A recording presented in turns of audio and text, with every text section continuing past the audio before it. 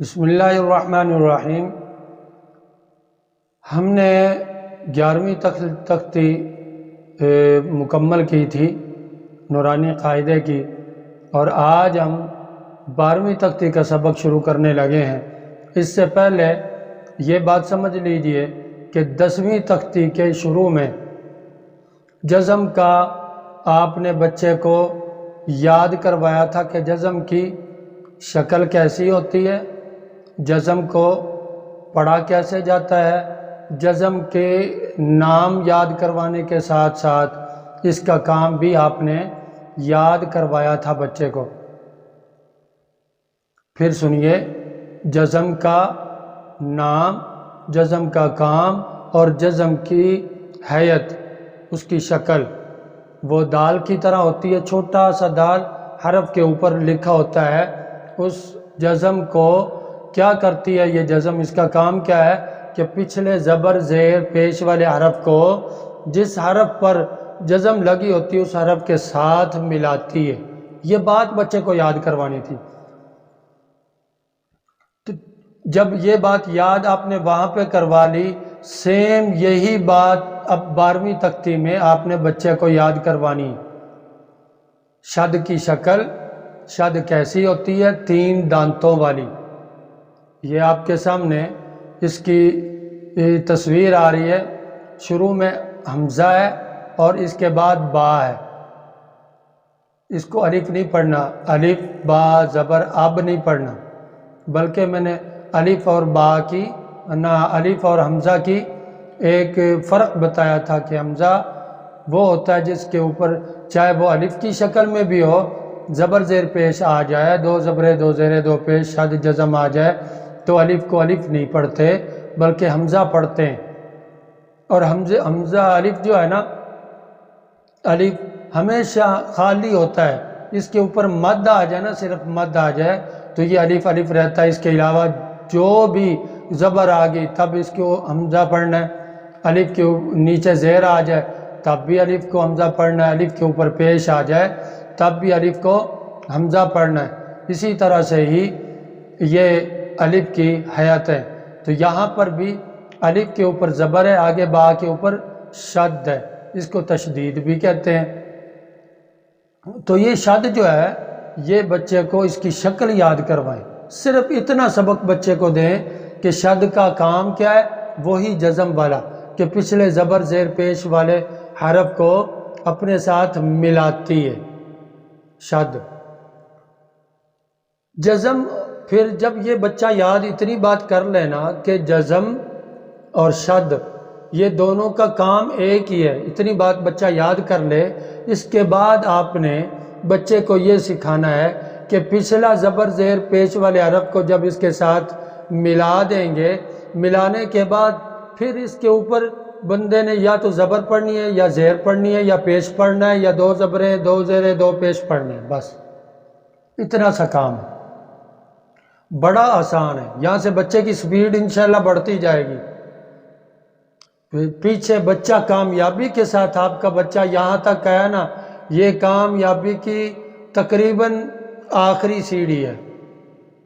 بڑی اچھی طرح بچے کو یہ بات یاد کر، پہلے بات یا پڑھانا نہیں ہے، سبق نہیں پڑھانا بلکہ یاد کروانا ہے کہ جزم اور شد کا کام ایک ہی ہے کہ پچھلے زبر زیر پیش والے حرف کو جزم اور شد اپنے ساتھ ملاتی ہے، اس حرف کے اوپر جس کے اوپر لگی ہوئی ہے جزم یا شد، تشدید لگی ہوئی ہے، اس پچھلے حرف کو اس کے ساتھ ملانا ہے۔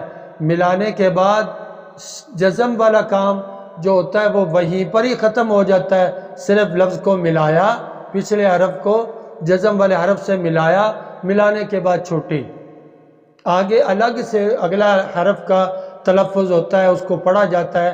لیکن شد میں ایسا نہیں ہے، پچھلے حرف کو ملانے کے ساتھ پھر اسی جس لفظ کے ساتھ ملایا ہے اسی حرف کے اوپر زبر پڑھنی ہے یا زیر پڑھنی ہے یا پیش پڑھنا ہے، یا 2 زبریں پڑھنی ہے یا 2 زیریں پڑھنی ہے یا 2 پیش پڑھنے ہیں۔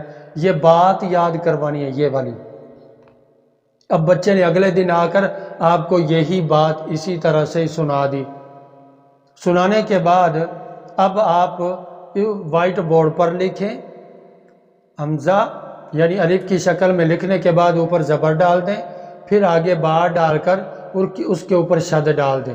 بچے کو کہیں اب پڑھو، بچہ بالکل جزم کی طرح پڑھے، کیونکہ آپ نے زبر زیر پیش نہیں لگائی، تو بچہ جزم کی طرح ہی اس کو پڑھے، اب۔ سمجھ میں آ رہی بات؟ اگر جزم ہوتی تو بچہ کیسے پڑھتا؟ اب صرف اس کے اوپر شد ہے تو بچہ کیسے پڑھے گا؟ اب، اس طرح سے پڑھے گا۔ تو جب پڑھ لیا، پڑھنے کے بعد اب اس بچے نے کیا کرنا ہے کہ اس کے اوپر زبر پڑھنی ہے، زیر پڑھنی ہے یا پیش پڑھنا ہے۔ اب با، اب بی، اب بو۔ اس کے بعد آپ بچے سے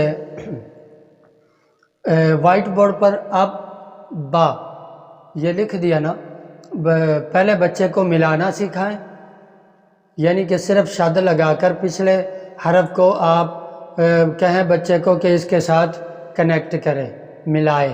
تو حمزہ کو با سے ملایا، حمزہ کی جگہ کوئی بھی آپ حروف تہجی میں سے حرف لکھ دیں، لکھنے کے بعد آپ بچے سے پوچھئے کہ اس کو ملاؤ، کسی اور کو ملاؤ، حتیٰ کہ آپ بچے کو قاعدہ بند کر کے آپ ایسے تصوراتی طور پر بچے سے پوچھئے کہ یہ با ہی ہے، اس کے اوپر شد ہے، اس کے اوپر دو زبریں ہیں، پیچھے میم ملاؤ زیر کے ساتھ، میم ملاؤ پیش کے ساتھ، جیم ملاؤ زبر کے ساتھ، ایسے کسی بھی سکھانے کے لیے آپ بچے کو کوئی بھی لفظ اگلا تبدیل کر دیں شد والا، پیچھے وہی رہنے دیں، پچھلا تبدیل کر دیں شد والا وہی رہنے دیں، ایسے ہی بچے کو اچھی طرح ٹرین کریں۔